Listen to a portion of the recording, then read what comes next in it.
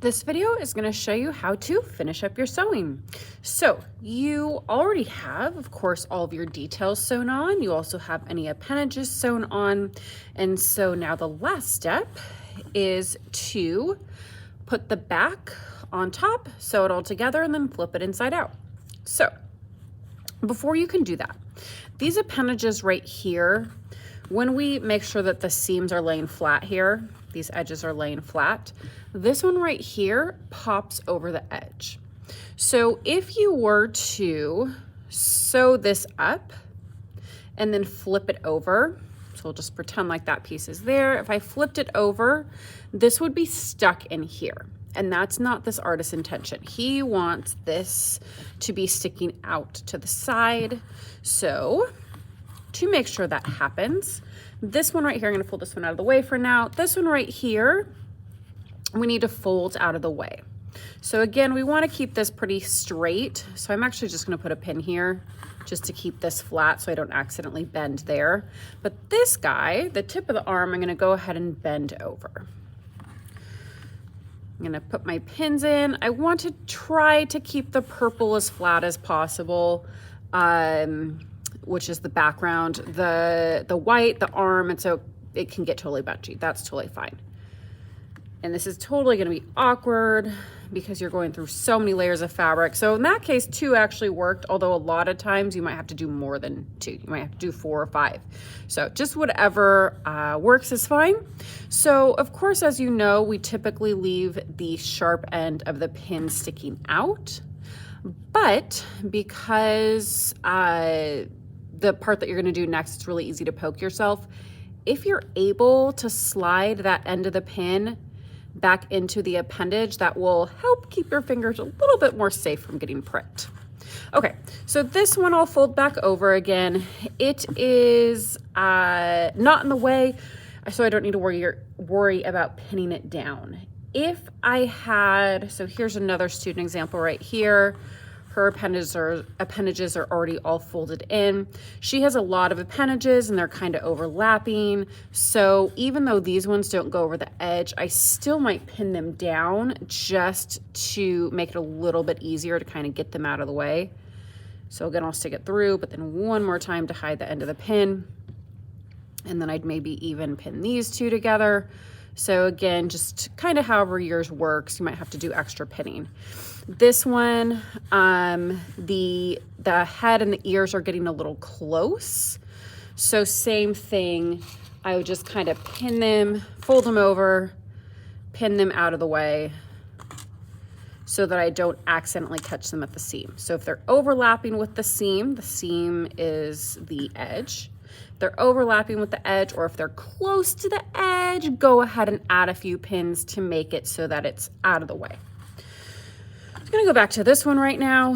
So this student's work, they had the same color in the front and the back. So if I flip this over, I see that it's all the same color. If you had a fabric, let's see, this is just a little scrap. For example, if you had a little fabric like this, where it's definitely different, it's definitely lighter, this is definitely the back side than this one, then you would make sure to put it good side down. Remember, the good side we want hidden. Say you had your fabric was the same on both sides, but maybe you put a little tail here. Same thing, you'd want to flip it in and make sure the tail was hidden on the inside. Remember, sewing, you kind of do things backwards. So anything you want visible in the end, make sure it's currently hidden when you lay your back piece on. So these little pieces right here are popping out, but that's totally fine because when we sew it and flip it, that will be hidden inside the seam. No one's ever gonna see it, just the good part will be shown. So I'm going to go ahead and lay this on top now. And I would put a whole bunch of pins in it. I want to try to line up my edges as perfectly as possible. Same as with your appendages. If you didn't actually cut them totally even, then you're going to need to do a little trimming. But hopefully it's pretty close. And again, so right here, there's a little bit of fold in the fabric. That's just the way that I pinned it by accident. I got that little fold in there. So just be cognizant of that, kind of look out for that and make sure that you're trying to, you don't want any folds in the front or the back of the fabric.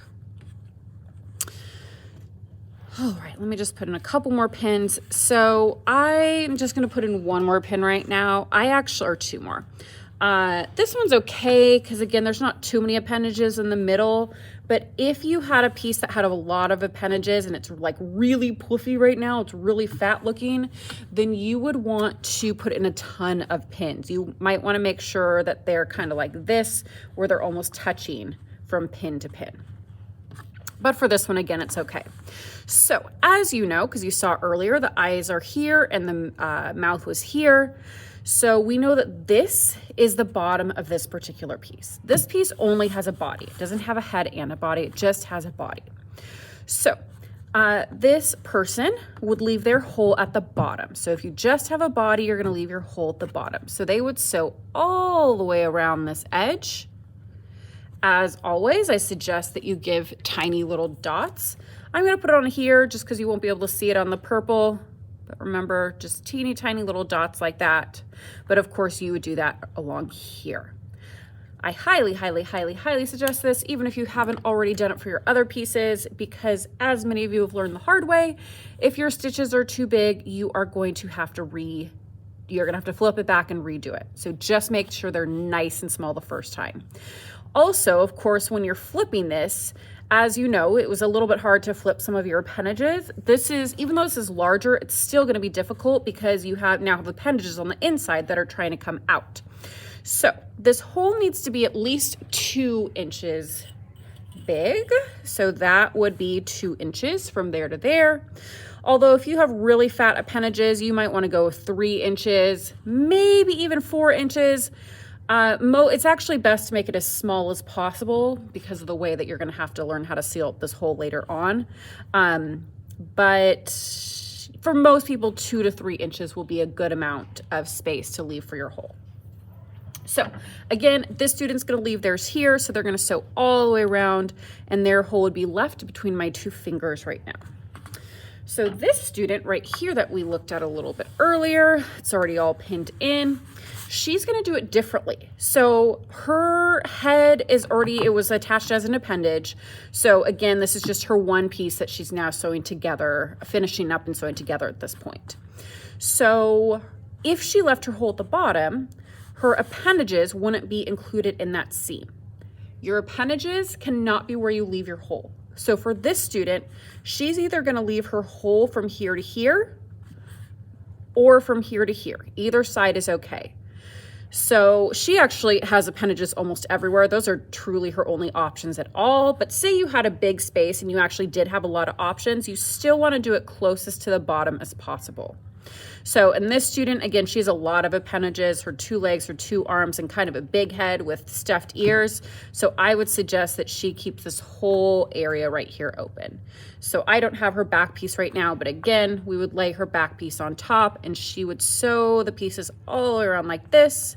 And that right there is where she would leave her hole. So for the few of you who have a separate head and body, you want to do, the student has already done this, you want to leave the hole at the bottom of the head and leave the other hole at the top of the body. You're going to have to do some kind of interesting sewing to get these closed shut anyways, so that's the best place to keep that seam so that in the end, hopefully no one will actually even ever see it.